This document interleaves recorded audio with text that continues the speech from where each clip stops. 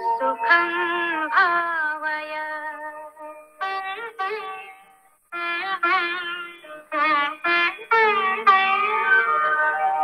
यया चरणपद्मजा मुररिपोः प्रियं भावुका समागमनतो भवत् सकलसिद्धिदा सेवता। तया सदृशतामिया कमलजा सपत्नीव यत् हरिप्रियकलिन्दया मनसि मे सदा स्थीयताम्।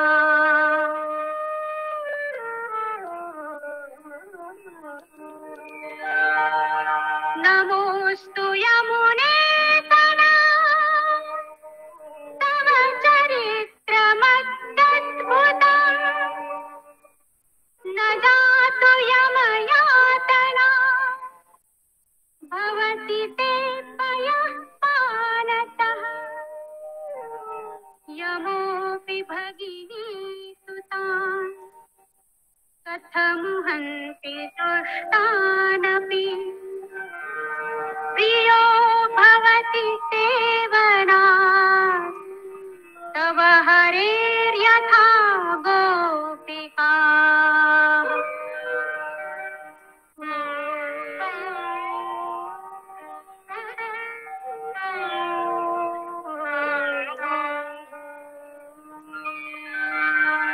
ममास्तु तव सन्निधौ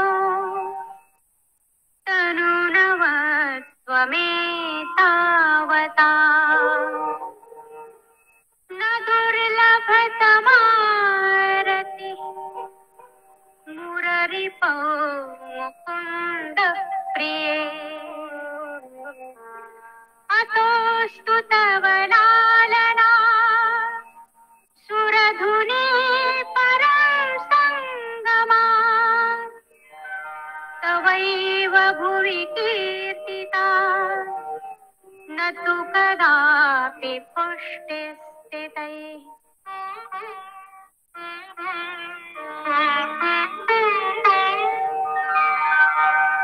स्तुतिं तव करोति कः कमलजा सपत्नी प्रिये। हरेर्यदनु सेवया भवति सौख्यमामोक्षतः। इयं तव कथाधिका सकलगोपिका सङ्गम। स्मरश्रमजला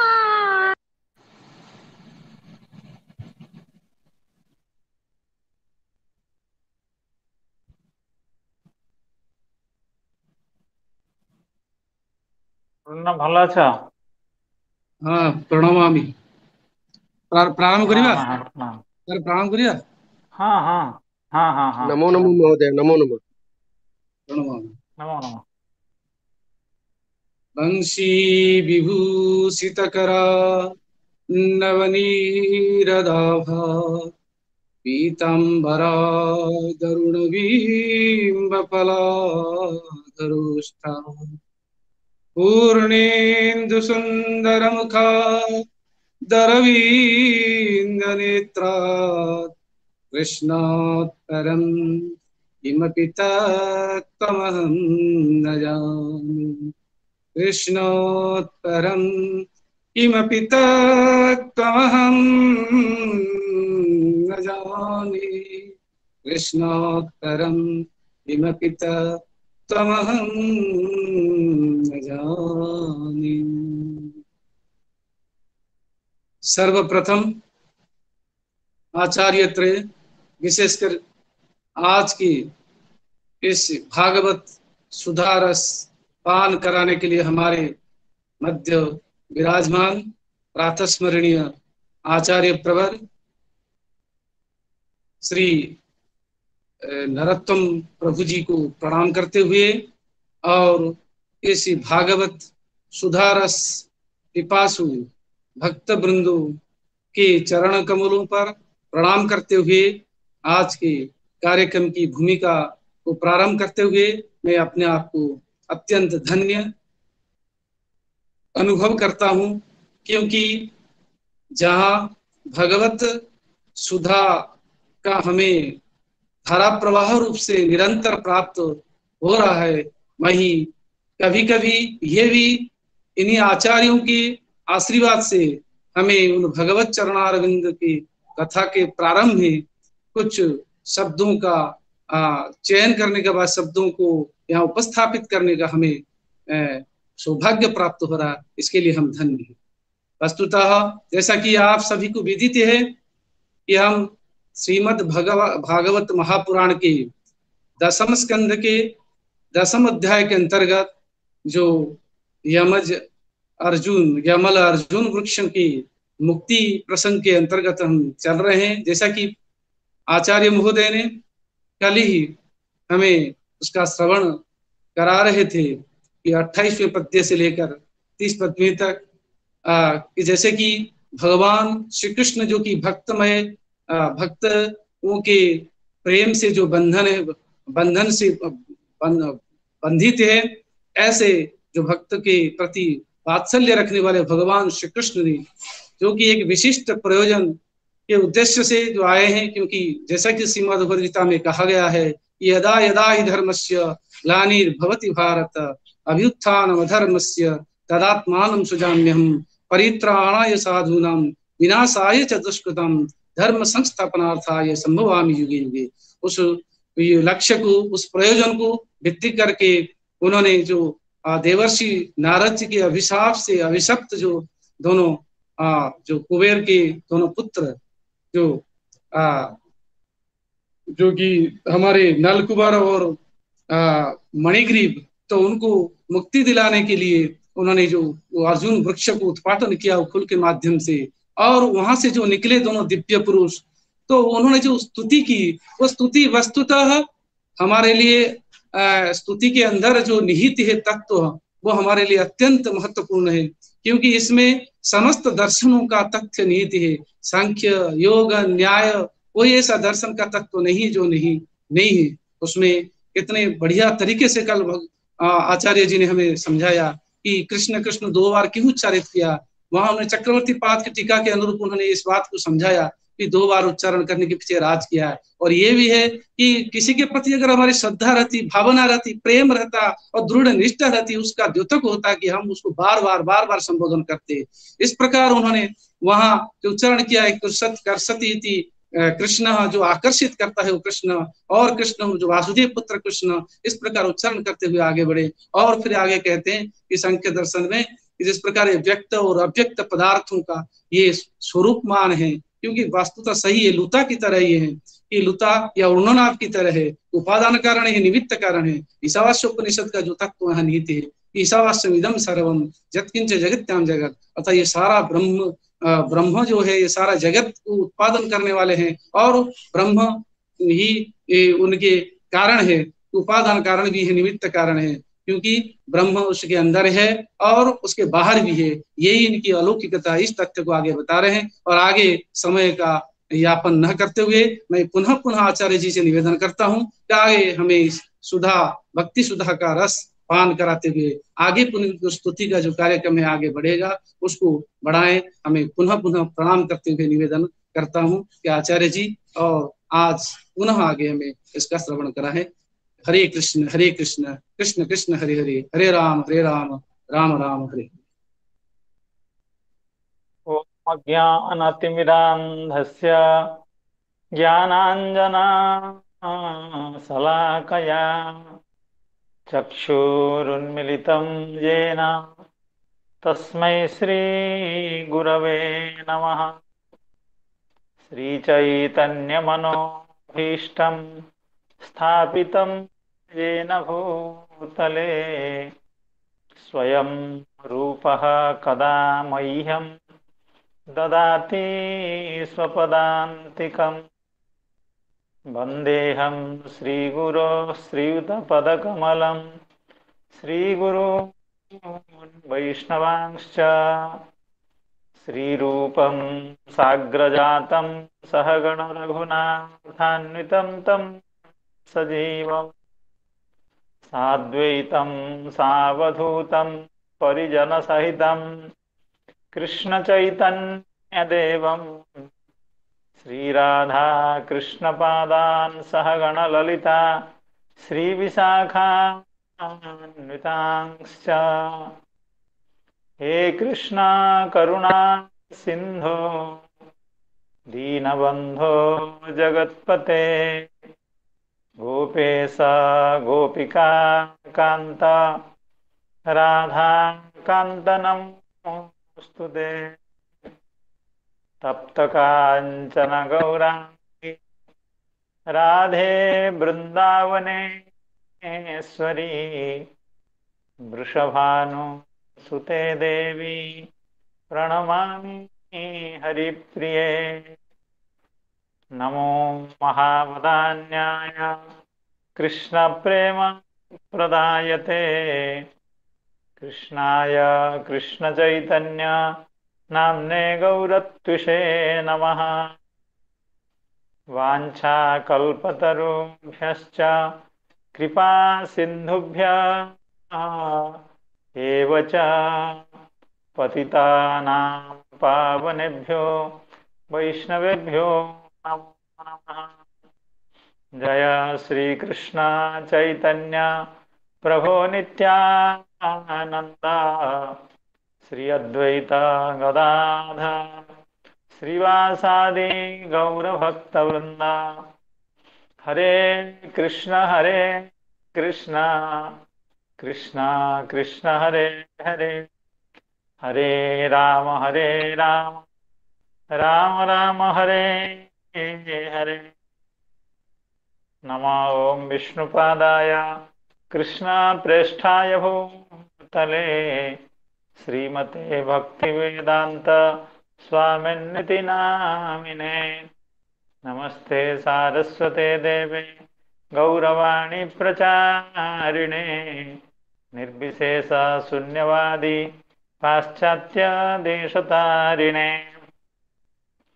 यत्र भागवता राजन् साधवो विशदाश्रयाः भगवद्गुणानुकथन श्रवणाव्यग्रचेतसः तस्मिन् महन्मुखरित मधुभिच्चरित्र पीयूषशेषसरितः परितः स्रवन्ति ताजे पिबन्त्यपितृशो नृपगाढकर्णै स्तान्नस्पृशन्त्यसनतृड्भयशोकमोहाः यं प्रव्रजन्तमनुपेतमपेतकृत्यं द्वैपायनो विरहकातर आजुहाव पुत्रेति तन्मयतया तरवोऽभिनेदु स्तं सर्वभूतहृदयं मुनिमानतोऽस्मि।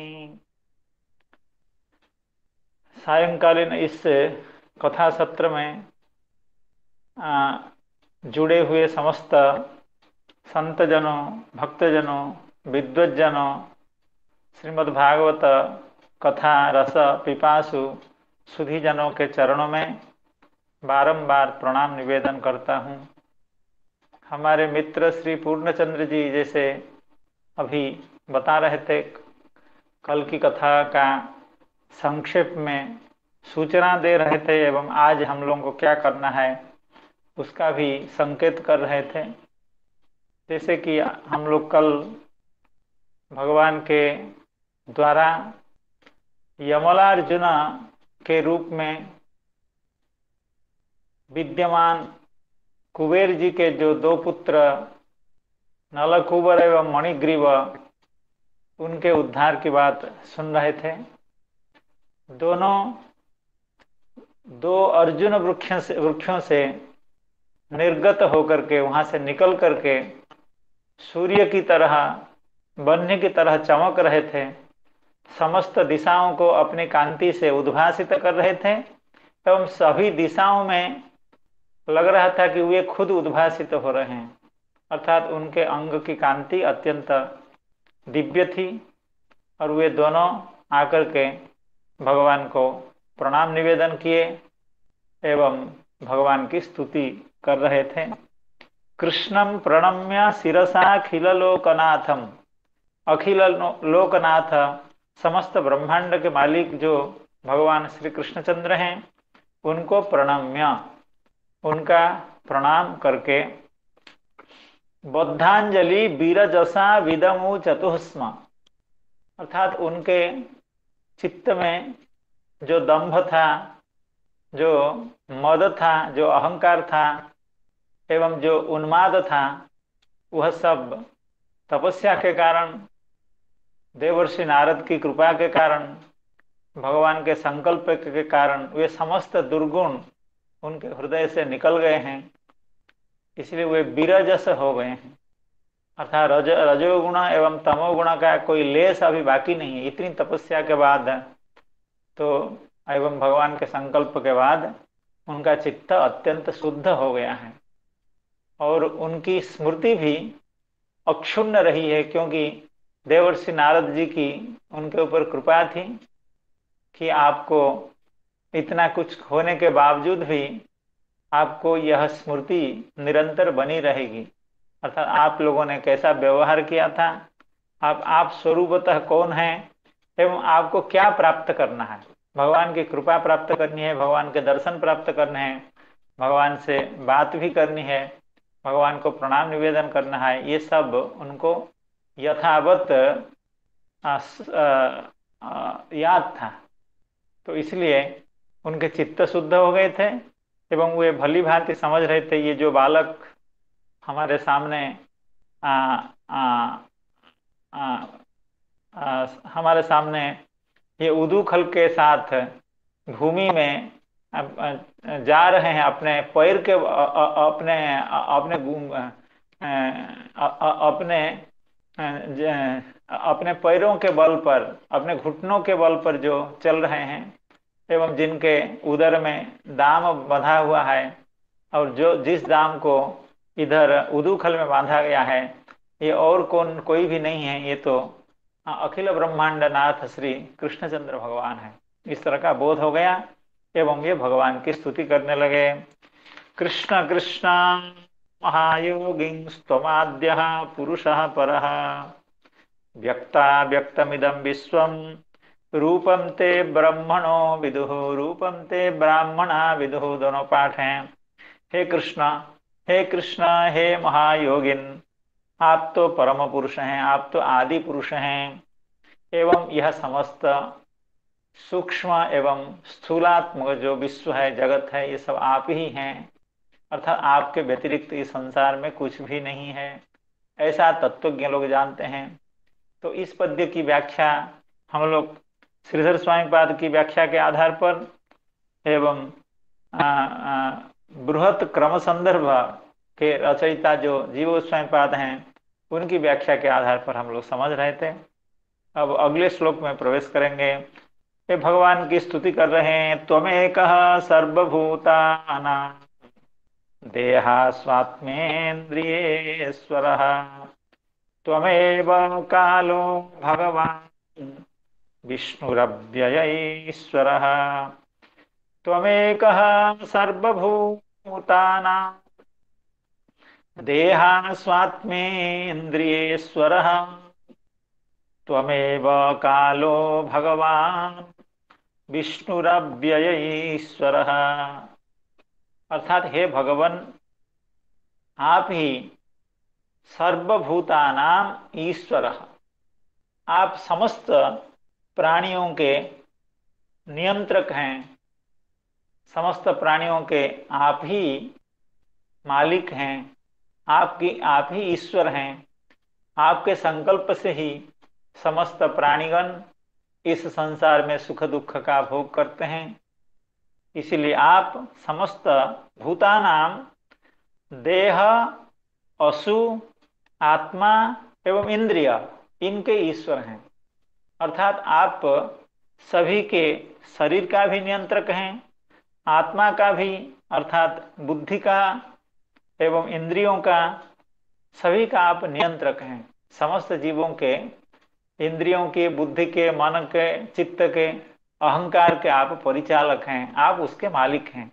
त्वमेकः सर्वभूतानां देहास्वात्मेन्द्रियेश्वरः। और त्वमेव कालः, आप ही इस जगत को आकलित करने वाले, इस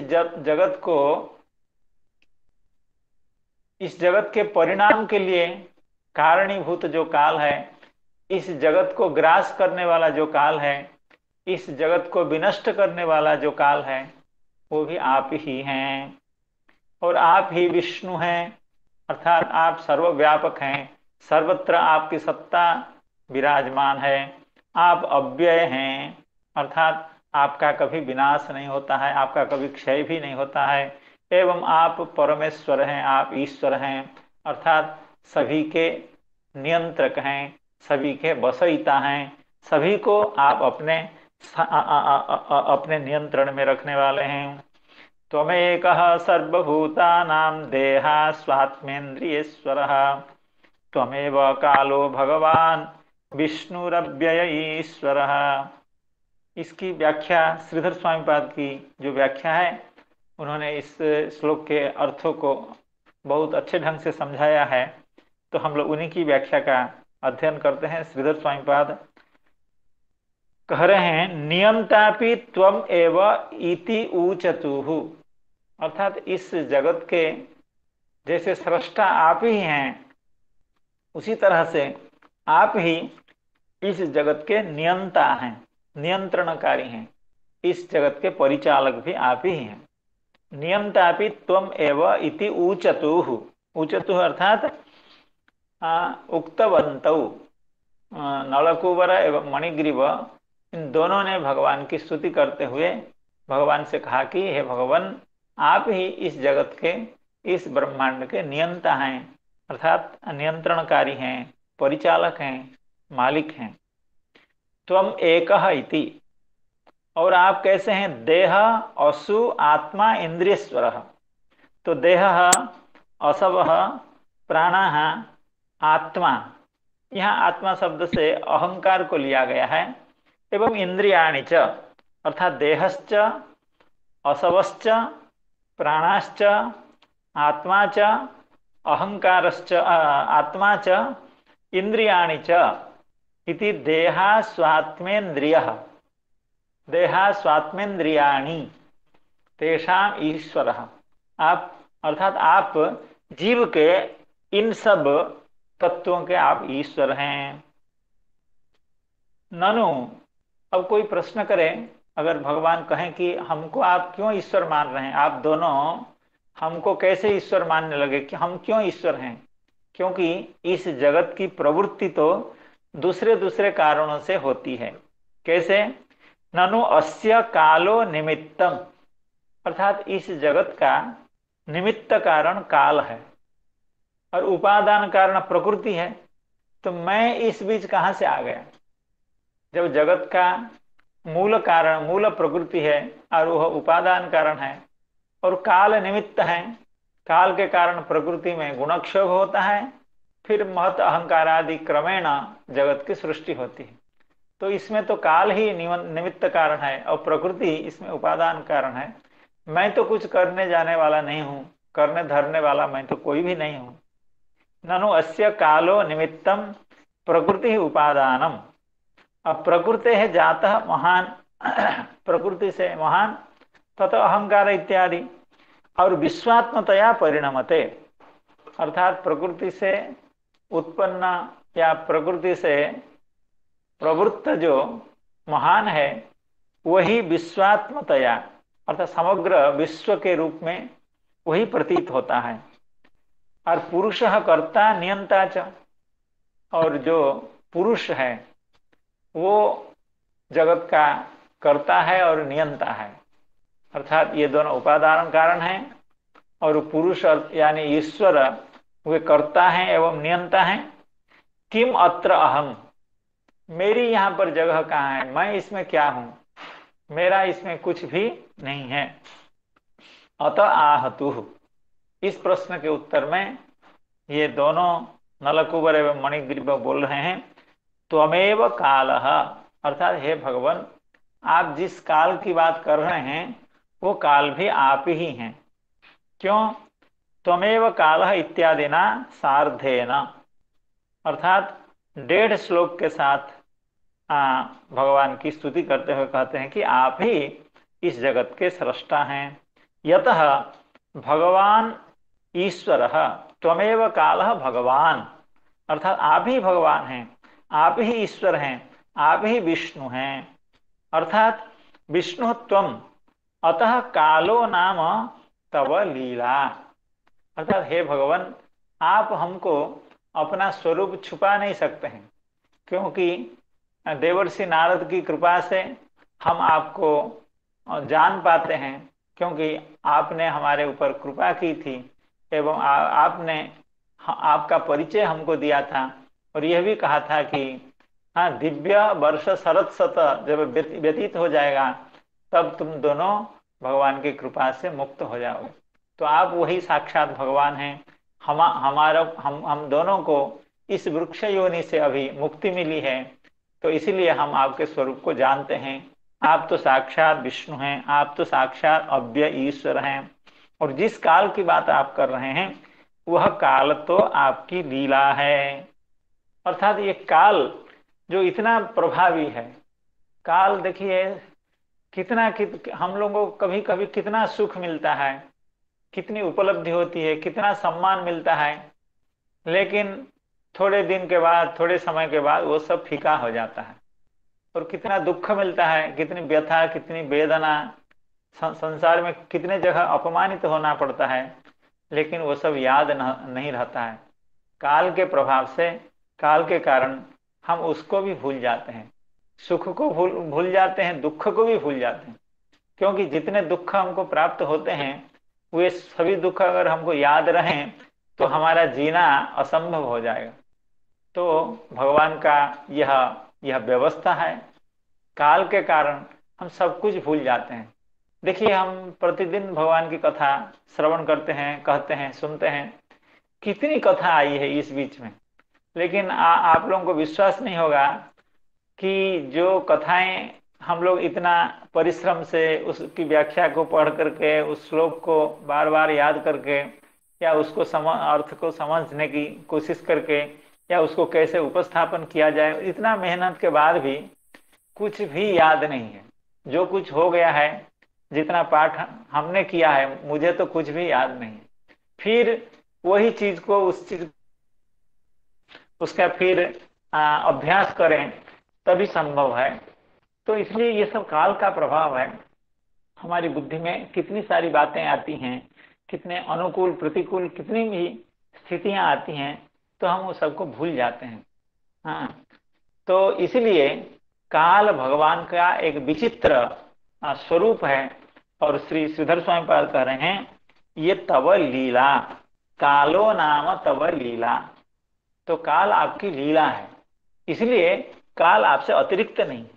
किसी भी व्यक्ति की क्रीड़ा, उसकी लीला, उसकी क्रियाएं उससे अतिरिक्त नहीं होती हैं, क्योंकि उस व्यक्ति की क्रिया उस व्यक्ति को छोड़ करके अलग से कैसे हो सकती है। यद्यपि क्रिया भिन्न चीज है, क्रिया कर्म स्वरूप है और व्यक्ति कुछ और स्वरूप है, लेकिन क्योंकि वह क्रिया उस व्यक्ति को छोड़ करके उस व्यक्ति के बिना संगठित नहीं हो पाती है, इसलिए उस क्रिया को उस व्यक्ति से अलग नहीं मानते हैं। तो हे भगवान, आप जिस काल की बात कर रहे हैं वो काल तो आपकी लीला है। भगवान की लीला, भगवान की क्रीड़ा ही काल है। इस बात को श्री कपिल देव ने अपनी मैया को, देवहूति मैया को, भगवान के स्वरूप के ध्यान के समय में इसको श्री देवकी मैया ने भगवान की स्तुति करते हुए कहा है कि ये जो काल है ये भगवान की क्रीड़ा है, भगवान की लीला है। ये तृतीय अध्याय में, दसम स्कंध के तृतीय अध्याय में भगवान के अवतार के बाद देवकी मैया ने भगवान की स्तुति की थी। योयम कालस्तस्य ते व्यक्त बंधो चेष्टा माहुश्चेष्टते जेन विश्वम निमेषादिर्वत्सरान्तो महीयां स्तंत्वीसानम क्षेमधाम प्रपद्ये। अर्थात हे क्षेमधाम, हे कल्याण के समुद्र, हे हे कृपा सिंधो, हम आपकी शरण में जा रहे हैं। देवकी मैया ने स्तुति की थी। कैसी स्तुति? योयम कालः तस्य ते अव्यक्त बंधो, अर्थात हे कृष्ण, हे भगवान, आप अव्यक्त बंधु हैं, अर्थात अव्यक्त जो प्रकृति है उसके आप बंधु हैं, अर्थात उसके आप प्रवर्तक हैं। और यह जो काल है ये तस्य चेष्टा माहो, योयम कालः तस्य ते व्यक्त बंधो हो चेष्टाम आहु, अर्थात यह काल जो है ये आपकी क्रिया है, आपकी लीला है, आपकी चेष्टा है। तो इसलिए हमको आप वंचना करने की चेष्टा मत करें, क्योंकि आपको हम जानते हैं, हमारे गुरुदेव की कृपा से, श्री नारद महर्षि की कृपा से आप ही साक्षात भगवान हैं। और जिस काल की बात कर रहे हैं वो तो आपकी लीला है। आप अपनी लीला से प्रकृति में गुणक्षोभ करके इस जगत को प्रकाशित करते हैं। तो काल भगवान की लीला शक्ति है, अर्थात काल भगवान की क्रीड़ा है। तो इसलिए काल इतना सामर्थ्यवान है, इतना पावरफुल है काल, सबको डरा देता है। और हम लोग व्याकरण का ग्रंथ वाक्यपदीय पढ़े थे, वहां पर भी कहा गया है काल जो है वो ब्रह्म की कला है। अध्याहित कलाम यस्य काल शक्तिम उपाश्रिता, काल भगवान की शक्ति है, अर्थात भगवान के अधीन में ही काल काम करता है। अध्याहित कलाम यस्य काल शक्तिम उपाश्रिता जन्मादयो विकारा षड् भाव भेदस्य योनयः। तो इसलिए कई जगह पर, सब जगह पर काल को भगवान के सामर्थ्य के रूप में, लीला के रूप में, क्रीड़ा के रूप में, शक्ति के रूप में वर्णन किया गया है। इसलिए यह काल भगवान से अतिरिक्त भी नहीं है, क्योंकि उनकी शक्ति जब है वो अतिरिक्त नहीं है। इसलिए भगवान ने श्रीमद् भगवद गीता में कहा कालो कालोस्मि लोकक्षयकृत प्रवृद्धः, कालोस्मि लोकक्षयकृत प्रवृद्धः लोकान समाहर्तुम इह प्रवृत्तः, अर्थात भगवान कह रहे मैं साक्षात काल हूं। तो हे भगवान, त्वमेव कालो भगवान विष्णुरव्यय ईश्वरः, त्वमेकः सर्वभूतानां देहा स्वात्मेन्द्रियेश्वरः, त्वमेव कालो भगवान विष्णुरव्यय ईश्वरः। तो इसीलिए हे भगवान, आपका ऐसा स्वरूप है, आप साक्षात भगवान हैं। त्वं महान प्रकृति सूक्ष्मा रजः सत्वतमो मयि, त्वमेव पुरुषोऽध्यक्षः सर्वक्षेत्र विकारवित्। त्वं महान प्रकृति सूक्ष्मा सत्व रजः सत्वतमो मयि, त्वमेव पुरुषोऽध्यक्षः सर्वक्षेत्र विकारवित्। अर्थात पहले कहा गया था व्यक्ता विदम इदम विश्वम ते रूपम, यह सूक्ष्म एवं स्थूल रूपी जो जगत है वो सब आपका ही स्वरूप है। तो उसी बात को आगे बढ़ाते हुए ये दोनों कुबेर के पुत्र नलकुबर एवं मणिग्रीव उसी स्वरूप को भगवान का प्रकाशित कर रहे हैं। त्वं महान, अर्थात आप ही महान हैं, अर्थात महत तत्व हैं। प्रकृति से उत्पन्न होता है जो महत तत्व वो भी आप ही हैं, और आप प्रकृति ही हैं। प्रकृति कैसे है? सूक्ष्म, अर्थात प्रकृति जो मूल प्रकृति है उसका हम दर्शन नहीं कर सकते हैं। वही प्रकृति जब स्थूल रूप में प्रकाशित होता है, पंच महाभूत के रूप में, शरीर के रूप में, संसार के रूप में, उसका हम प्रत्यक्ष करते हैं। लेकिन जब वह अव्यक्त अवस्था में रहती है वो सूक्ष्म रहती है, इसलिए प्रकृति ही सूक्ष्म, अर्थात आप ही प्रकृति का जो प्रथम प्रकाश है, अर्थात महान के रूप में, वो भी आप ही हैं। केवल इतना ही नहीं, उसका जो मूल है प्रकृति, जो अत्यंत सूक्ष्म है एवं जो रजः सत्व तमोमयी त्रिगुणात्मिका प्रकृति है, इस बात को हम लोग बारंबार श्रवण किए हैं। प्रकृति त्रिगुणात्मिका है और जगत का मूल कारण है वो, तो वह भी आप ही हैं, आपसे अतिरिक्त नहीं है, क्योंकि आपकी शक्ति है, आपका सामर्थ्य है।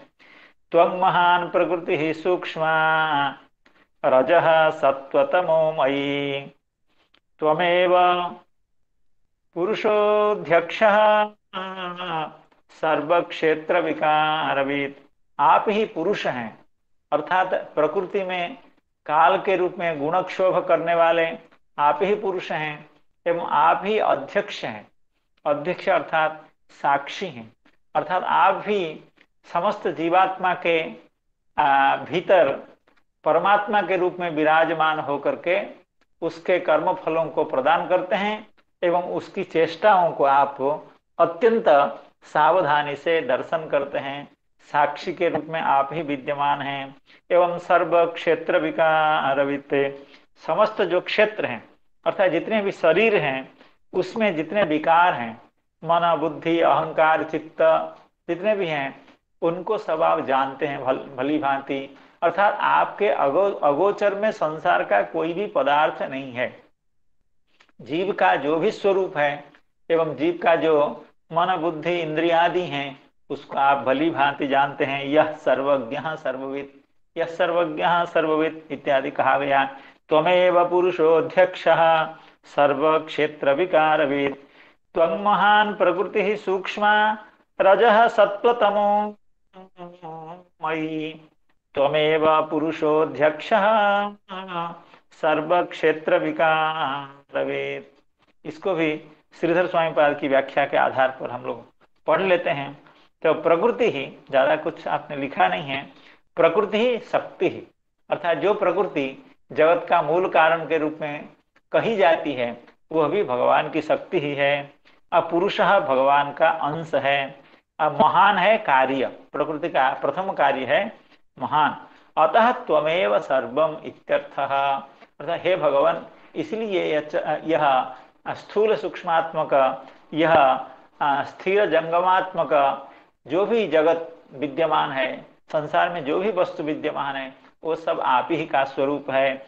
त्वं महान प्रकृति सूक्ष्मा रजः सत्त्वतमो मयि त्वमेव पुरुषोऽध्यक्षः सर्व क्षेत्र विकारवित् गृह्यमाणैस्त्वमग्राह्यो विकारैः प्राकृतैर्गुणैः कोन्विहार्हति विज्ञातुं प्राक्सिद्धं गुणसंवृतः। गृह्यमाणैस्त्वमग्राह्यो विकारैः प्राकृतैर्गुणैः कोन्विहार्हति विज्ञातुं प्राक्सिद्धं गुणसंवृतः।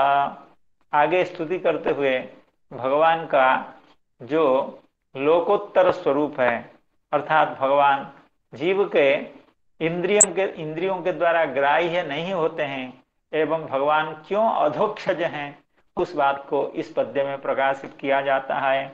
गृह्यमाणैस्त्वम अग्राह्यः, अर्थात जो गृह्यमाण वस्तु है कौन सा ना प्राकृतैः गुणैः, अर्थात जीव का जो इंद्रियां हैं, उसके श्रवण इंद्रिय हैं, उसके चक्षुर इंद्रिय हैं या उसके त्वग इंद्रिय हैं, ये समस्त प्राकृत हैं।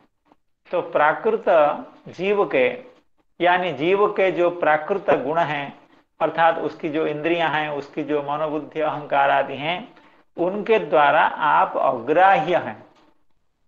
और एक विशेषण दिया, ये हैं गृह्यमाण, अर्थात जीव का मन बुद्धि अहंकार चित्त इंद्रियां चक्षुरादि जो कुछ भी हैं ये प्राकृत हैं, इसलिए इनके द्वारा आप अग्राह्य हैं, अर्थात इंद्रियां आपको स्पर्श नहीं कर सकती है, आपके बारे में ठीक तरह से आपका स्वरूप को नहीं जान सकती है, लेकिन आप इसको अच्छे तरह से जान सकते हैं।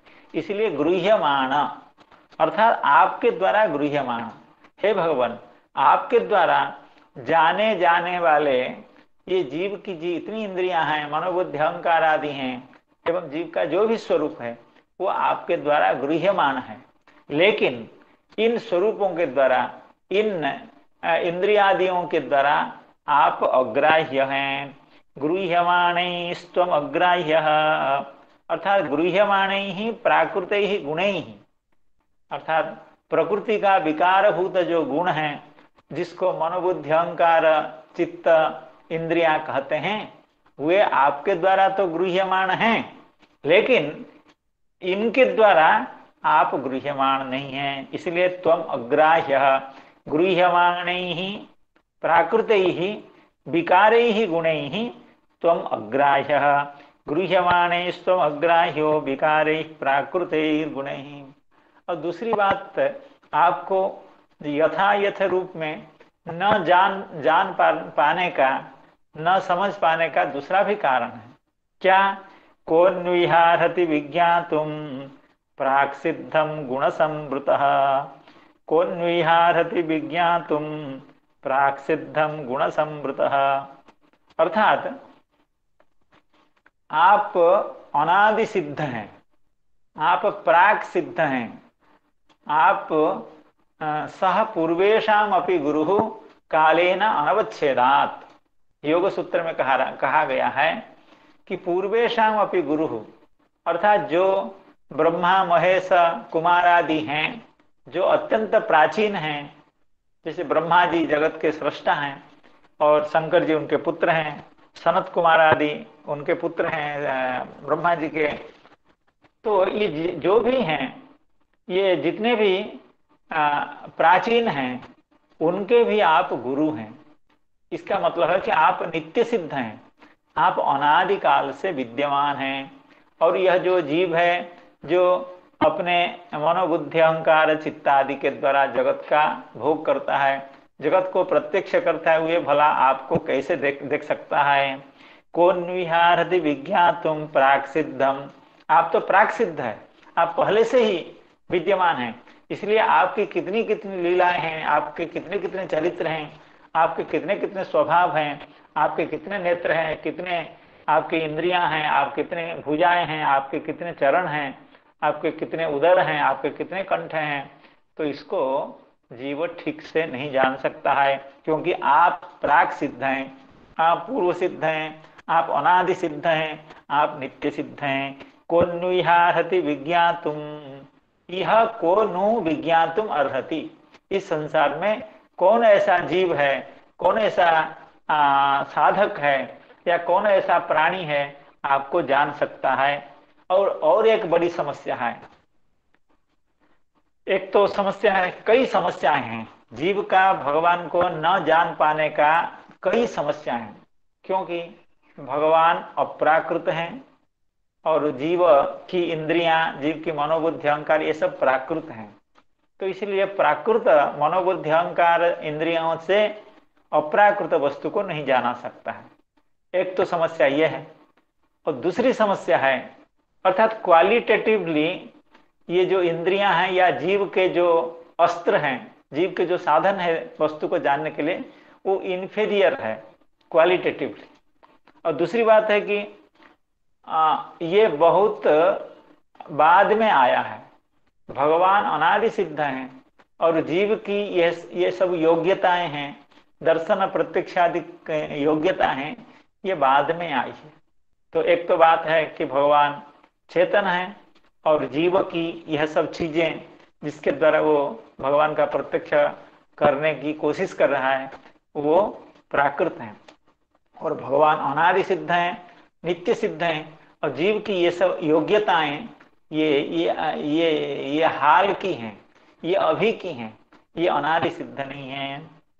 और दूसरी बात है, तीसरी समस्या यह है कि जीव गुण समृत है, भगवान गुणमुक्त हैं, भगवान अगुण हैं, प्राकृत गुणवर्जित हैं, भगवान अनंत कल्याण गुण विशिष्ट हैं, अप्राकृत गुण विशिष्ट हैं, और जीव प्राकृत गुण विशिष्ट है। वो गुण से समृत है, अर्थात गुण से ढका हुआ है, तो वो कैसे भगवान को दर्शन कर सकता है? कोन्विहारति विज्ञातुम प्राक् सिद्धम गुण संवृतः गृह्यमाणैस्त्वमग्राह्यो विकारैः प्राकृतैर्गुणैः कोन्विहारति विज्ञातुम प्राक् सिद्धम गुण संवृतः। तो इस श्लोक की जो व्याख्या श्री विश्वनाथ चक्रवर्ती पाद की व्याख्या बहुत सुंदर व्याख्या है। उनकी व्याख्या के आधार पर हम इस पद्य को थोड़ा सा और समझने की कोशिश करेंगे, इसका रसास्वादन करने की कोशिश करेंगे। श्री चक्रवर्ती पाद कह रहे हैं त्वत्कृपया एव त्वं दृश्यसे। भगवान की कृपा अगर होगी तो भगवान का दर्शन हम लोग कर सकते हैं। सोई जा नहीं जेहि देहु जनाई, सोई जा नहीं जेहि देहु जनाई। आप जिसको जना देंगे वही जान पाएगा। अर्थात जिसके ऊपर आपकी कृपा होगी, आप चाहेंगे कि हमको ये समझे जाने, तब वह व्यक्ति आपको जान सकता है। हाँ, तो इसलिए कह रहे हैं त्वत् कृपया एव त्वं दृश्यसे वस्तुतः त्वं अदृश्य एव। ऐसे तो आप अदृश्य हैं, आपका दर्शन संभव नहीं है, आपका दर्शन जीव को सुलभ नहीं है। लेकिन आप जीव के कभी कभी दर्शन योग्य बन जाते हैं, दर्शन के विषय बन जाते हैं। वो क्यों? क्योंकि तत्कृपया एव त्वं दृश्यसे वस्तुतः त्वं अदृश्य एव इति आहुः। गृह्यमाणैः गृह्यमाणैस्त्वम् अग्राह्य गृह्यमाणैः त्वया दृश्यमानैः विकारैः। अर्थात जीव का जो विकार है, उसकी जो मनोबुद्धि इंद्रियां हैं, वे तो विकार हैं प्रकृति के, और वे आपके द्वारा गृह्यमान हैं। आप उनको भली भांति देख सकते हैं। जैसे कोई अंधकार प्रकोष्ठ में बैठा हुआ व्यक्ति बाहर सब कुछ, जो दिन में बाहर जो कुछ हो रहा है उसको देख सकता है, लेकिन बाहर वाले उसको, भीतर वाले को नहीं देख सकते हैं। तो भीतर वाले को कब देखेंगे? जब वो आकर के बरामदे पर या बालकनी पे खड़ा होके दर्शन देना चाहेगा, तभी उसका दर्शन बाहर के लोग कर सकते हैं। तो उसी तरह से भगवान अपनी माया शक्ति से जीव को अपना दर्शन नहीं दे रहे हैं। माया शक्ति के कारण जीव की इंद्रियां माया शक्ति से आवृत है। अभी चक्रवर्ती बाद उसको कहेंगे, बहुत अच्छी तरह से समझाएंगे।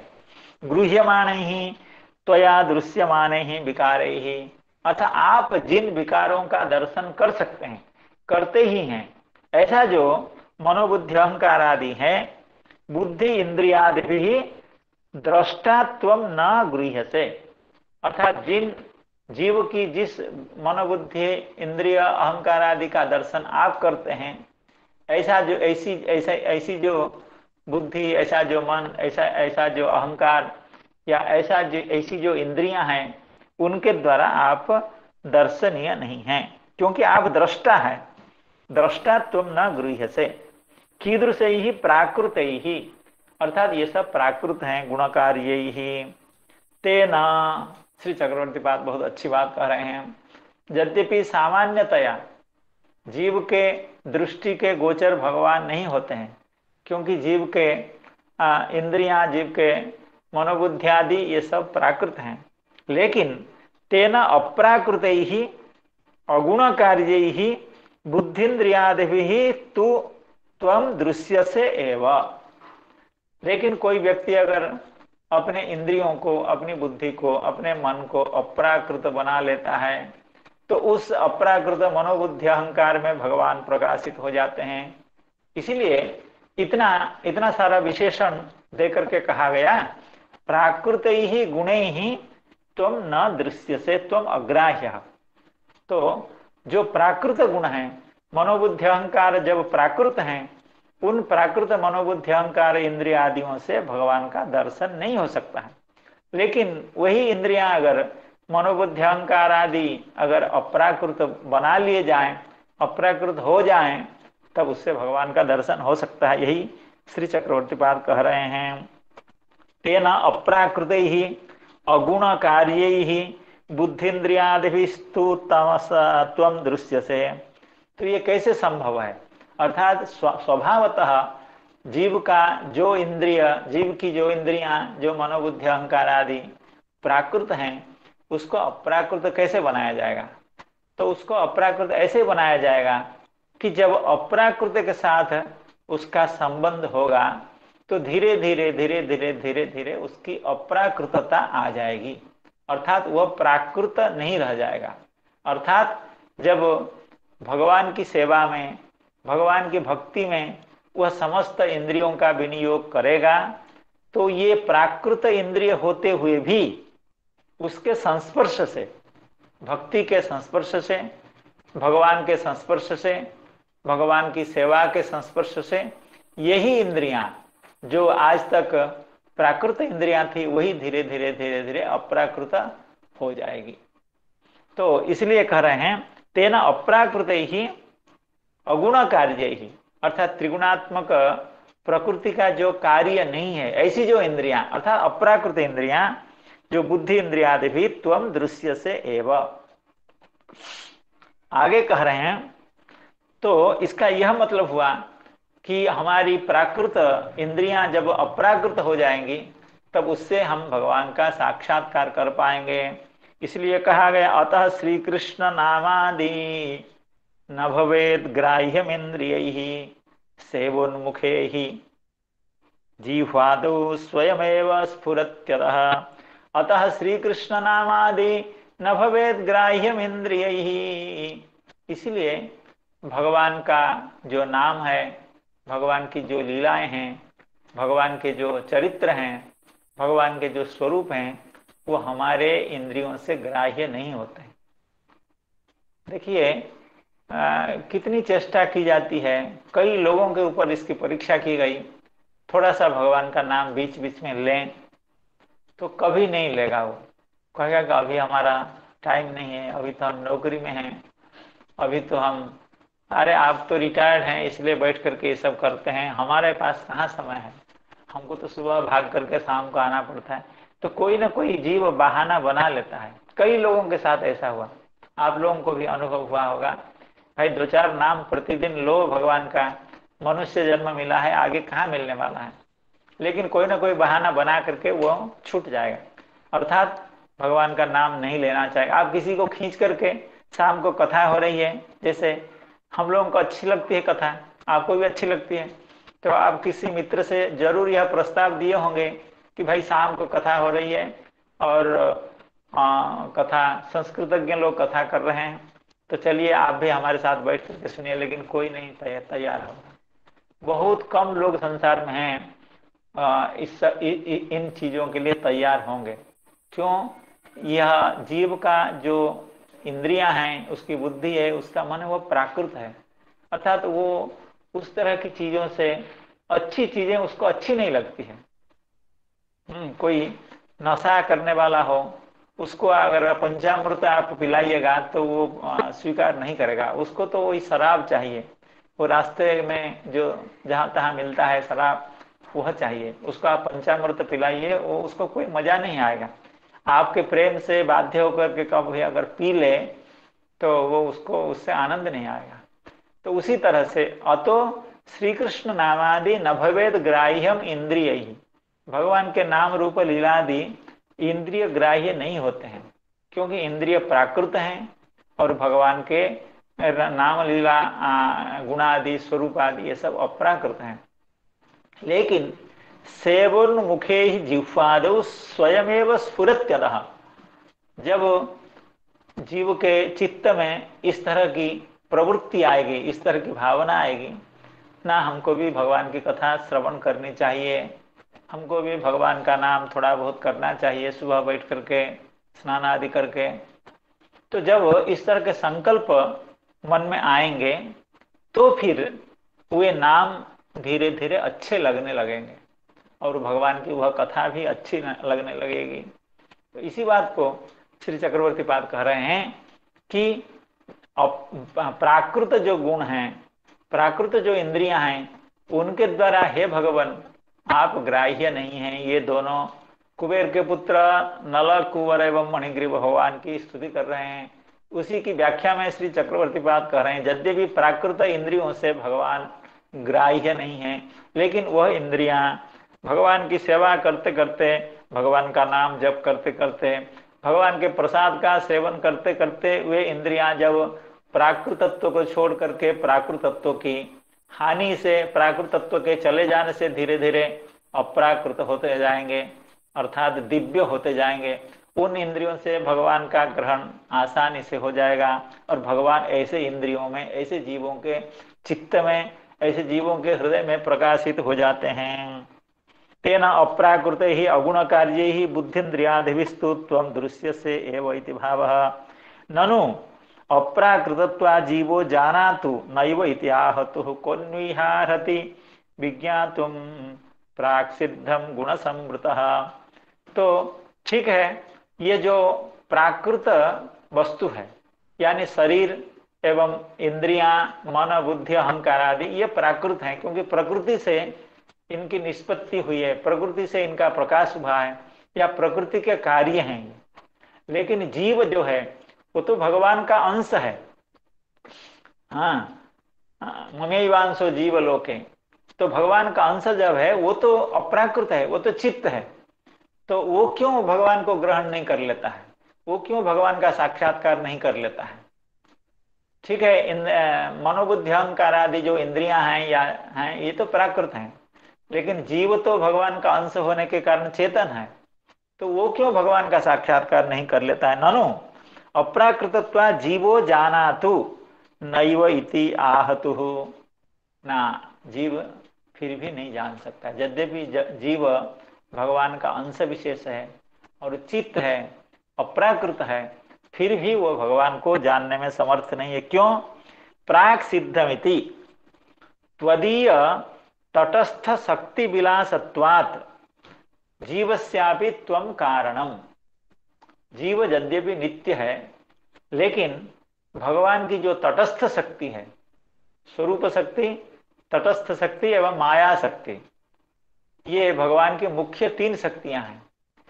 जो भगवान की जो तटस्थ शक्ति है, उसी तटस्थ शक्ति का प्रकाश है जीव, उसी तटस्थ शक्ति का विलास है जीव, अर्थात जीव भगवान के तटस्थ शक्ति का परिप्रकाश है।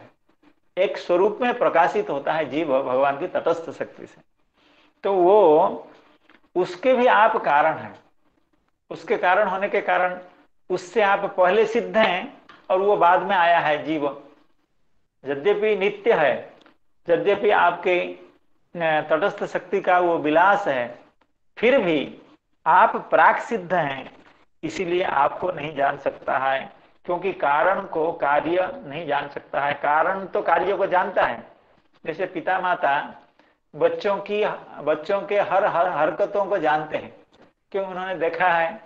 लेकिन बच्चे में यह सामर्थ्य नहीं है, संतानों में यह सामर्थ्य नहीं है कि पिता माता की हर हरकतों को वे जानते हैं, नहीं जान पाते हैं, क्योंकि उससे पहले तो आप लोग कहाँ गए, क्या किए, कहाँ पढ़ाई किया, तो इस सब बातों को, पिता माता की बातों को संतान नहीं जान पाते हैं, क्योंकि ये बाद में आए हैं और पिता माता पूर्व सिद्ध हैं।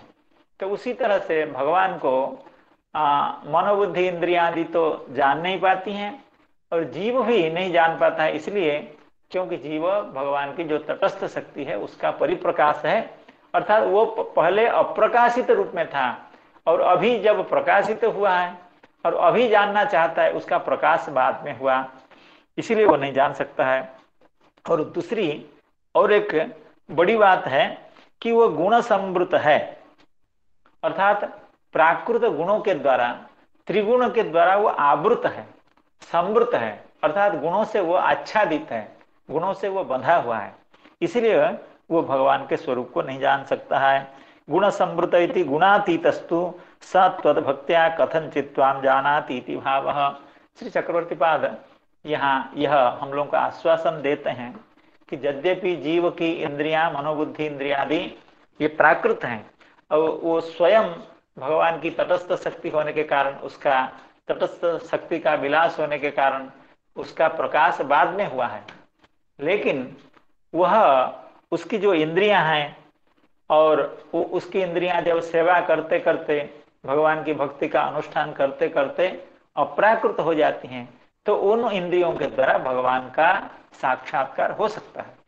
और जीव के बारे में कहा गया कि जीव गुण संवृत है, गुणों के द्वारा वो बंधा हुआ है।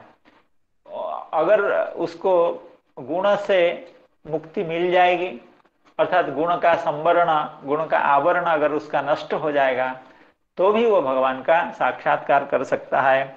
गुण संवृत इति गुणातीतस्तु स त्वद्भक्त्या कथंचित् त्वां जानाति इति भाव।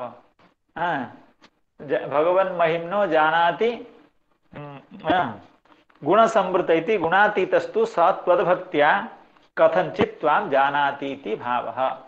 तो अर्थात भगवान को जानने के लिए, भगवान के स्वरूप को पहचानने के लिए इस प्राकृत गुण से हमको मुक्ति चाहिए हम लोगों को, एवं हमारे इंद्रियों को अप्राकृत होना चाहिए।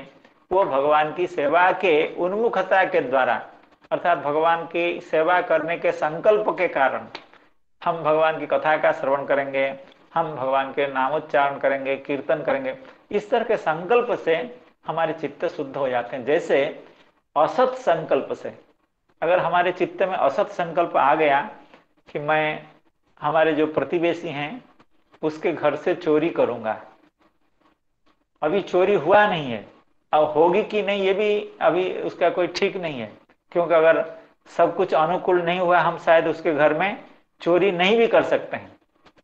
लेकिन हमारे चित्त में जब एक बार संकल्प आ गया, हमारे प्रतिवेशी के घर में बहुत संपत्ति है, सोने जवाहरात एवं अन्य अन्य सब हैं, उसको मैं अगर चोरी कर लूं मैं भी संपन्न हो जाऊंगा, इस तरह के संकल्प के आने आते ही चित्त अशुद्ध हो जाता है, अपवित्र हो जाता है, कलंकित हो जाता है। देखिए अभी चोरी नहीं हुई है, कुछ भी नहीं हुआ है, केवल मन में विचार आया है। हाँ? तो उसी तरह से हम अभी भगवान की सेवा में नियुक्त नहीं हुए हैं, भगवान की कथा नहीं सुन रहे हैं, भगवान का नाम जप नहीं कर रहे हैं, लेकिन संतों के दर्शन से या संतों की वाणी को श्रवण करके, संतों के उपदेश को श्रवण करके अगर हमारे चित्त में एक बार संकल्प आया कि हाँ इतने लोग भगवान के नाम करते हैं, तो हम भी सुबह उठ करके, कोई काम तो होता नहीं है और नींद तो होती नहीं है, 3 बजे 4 बजे नींद खुल जाती है, तो बैठ करके 1 घंटा 2 घंटा हम भी भगवान का नाम जप करेंगे। हरे कृष्णा कृष्णा कृष्णा हरे हरे, हरे राम राम राम हरे हरे। 1-2 घंटा भगवान का नाम जप हम करेंगे, अभी किए नहीं है, अगर ऐसा संकल्प चित्त में आ जाएगा तो चित्त अत्यंत पवित्र हो जाएगा। इसलिए कहा सेवोन्मुखे ही जिह्वादौ, हमारी इंद्रियां, हमारे नेत्र, हमारे श्रवणेन्द्रिय, हमारी रसनेन्द्रिय एवं हमारी अन्य अन्य इंद्रियां जो भगवान की जो सेवा करने में जिन जिन इंद्रियों का सामर्थ्य है, जैसे भगवान ने हमको बुद्धि दी है, तो भगवान की कथा को समझ करके हम उसको समझ सकते हैं, उसका उपस्थापन कर सकते हैं। एक बार अगर संकल्प आ जाए तो उससे भी जीव का चित्त प्राकृत तत्व को छोड़ करके धीरे धीरे अप्राकृत होना शुरू हो जाता है, और ऐसे चित्त में भगवान कृपा करते हैं, भगवान अपना दर्शन देते हैं, उसको आह्लाद देते हैं। अर्थात भगवान आनंद स्वरूप हैं, भगवान आनंदमय हैं। जब उनकी बातों को हम सोचते हैं, अपने इंद्रियों में उनका कोई ना कोई संबंध इंद्रिय से उनके साथ बनाते हैं, तो हमारी इंद्रियां तो अप्राकृत होती हैं और उसमें आह्लाद छा जाता है, आनंद छा जाता है, क्योंकि हम आनंद की चिंता करते हैं। तो इस तरह से ये दोनों कुबेर के पुत्र नलकूबर एवं मणिग्रीव भगवान की स्तुति करते हुए ये सब कहते हैं, गृह्यमाणैस्त्वम् अग्राह्यो विकारैः प्राकृतैर्गुणैः कोन्विहारति विज्ञातुं प्राक्सिद्धं गुणसंवृतः कृष्णा कृष्ण महायोगिं त्वमाद्यः पुरुषः परः व्यक्ता व्यक्तमिदं विश्वं रूपं ते ब्रह्मणो विदुः। तो आज का समय शेष की ओर है, तो भगवान की कृपा से, आप सबकी कृपा से हम लोग भगवान के दिव्य चरित्रों का श्रवण करने में समर्थ हैं। सभी संत जनों के, श्रोत्र जनों के चरणों में बारंबार प्रणाम करते हुए आज की कथा को यहीं विश्राम देते हैं। भगवान की कृपा से यह जो स्तुति चल रही है, इसकी चर्चा और इसका श्रवण भगवान की कृपा से कल कर पाएंगे। तो हरे कृष्णा कृष्णा कृष्णा हरे हरे, हरे राम राम राम